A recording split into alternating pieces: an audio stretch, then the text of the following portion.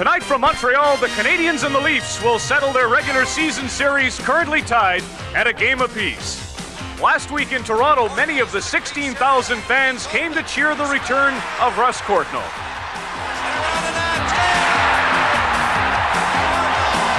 Russ can bring something to our power play, or and he's a pretty movable guy that you can play either up in center or he can play along on the right side.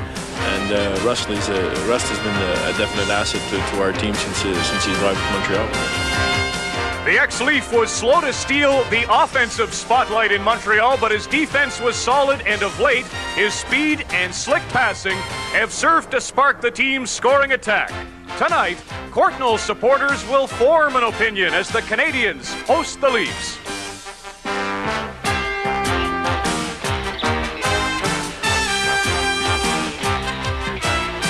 Molson Hockey Night in Canada on CBC. The rebound of Irvin. Wait, he can go! Wild finish, and at the center, Senor! Andre Dupont takes the shot. The Meister, he scored! Meister scores the goal. Sugar trying to get back, Crosby with the shot, score!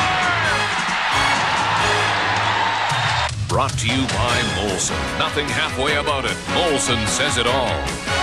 By Ford of Canada, where quality is more than a commitment. Quality is job one. And by Esso, retailers and agents across Canada.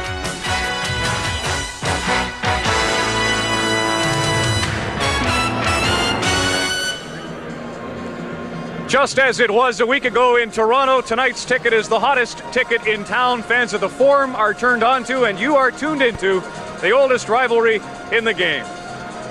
Good evening and welcome to the Forum in Montreal. I'm Ron Maclean with Dick Irvin, who has seen a few of these Canadiens-Leafs clashes, but I don't know, Dick, if even you have ever seen a reaction to the visitors such as we saw last week at the Gardens in Toronto. There's a joke here tonight. Canadians have lost their home ice advantage. I'll tell you, Ron, the fans across the country realize the reaction the Canadiens drew in Toronto. What I remember most of all is what happened after the game. I've been traveling with this club, as you know, for over 20 years. I have never seen a mob scene outside the team's bus, the likes of which we saw outside the Garden last Saturday. Russ Courtnall was the man of the moment, as you know. It must have taken Russ 5 minutes to get from the Garden's door about 50 feet to the team's bus. And the players who were in the bus, who'd managed to get in there, were kind of looking out and they say, hey, this is a little bit frightening. They hadn't seen anything like it. It was a tremendous response to a visiting club. Russ can claim popularity now in both cities. He helped the Canadiens Thursday night. He was involved in a couple of their 4 goals, but after a 4-0 lead, Montreal lost 6-4 in Hartford. How do you think that'll affect the Canadiens? Well, I'm wondering how it might affect the Leafs if the Canadiens follow a trend of recent years. You know, the wheels came off totally. 6 straight goals against. I mean, this isn't the Montreal Canadiens these fans have come to know and love this year. And the pattern has always been that when the Canadiens have a bad night like that, the next game they tighten up right to the nth degree. They're very conscious of the Jennings Trophy, of course. They feel that if they can win the Jennings, they'll finish first overall. And Calgary feels the same way. Montreal lost ground the other night, so we'll see if they can tighten up tonight against Toronto. It may be of some solace to the Leafs that they have scored 6 goals against this team in this building earlier in the year. To get some thoughts on Toronto's approach, let's go now to Bob Cole and Harry Neale. The Montreal Canadiens first overall in this National Hockey League season, and the Leafs 18th. A lot of bright spots in the Canadiens lineup, not too many in the Leafs lineup, although 2 of the more consistent forwards, Harry, have been Ed Olczyk and Gary Leeman. Well, those 2 are by far the most dangerous offensive forwards for the Toronto Maple Leafs. They're traveling at a better than a point a game clip. And lately, when the Leafs have played improved hockey, Olczyk is 13 points in 10 games and Leeman 12. The Montreal Canadiens will be paying a lot of attention to number 16 and number 11 for Toronto. Now, Alan Bester has been wanting more ice time, and under George Armstrong, he is getting just that. He is responding. Harry, he is 4-3-1 in his last 8 games, and he goes again tonight. You know, I think this is the best I've seen Bester play for a long stretch in 2 years. He's making Armstrong's job of choosing a goalie each night a simple one.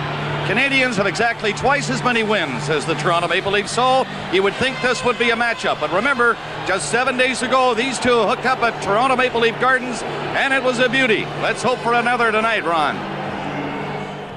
Bob, indeed, thank you very much. In our intermissions this evening, in our first, I'll chat with the Canadiens' Mike McPhee, and Don Cherry will be along to point at what he thinks are the latest developments in hockey in the Coach's Corner. In our second intermission tonight, a special Minor Hockey Week edition of Inside Hockey, compliments of Chris Cuthbert. We'll also have update action this evening from the Northlands Coliseum in Edmonton, where the Oilers host Mario Lemieux and the Pittsburgh Penguins. John Kordick is seeing his first action as a Leaf at the Forum, and we'll have all of that, the Canadians and the Maple Leafs, when Molson Hockey Night in Canada on CBC returns in a moment.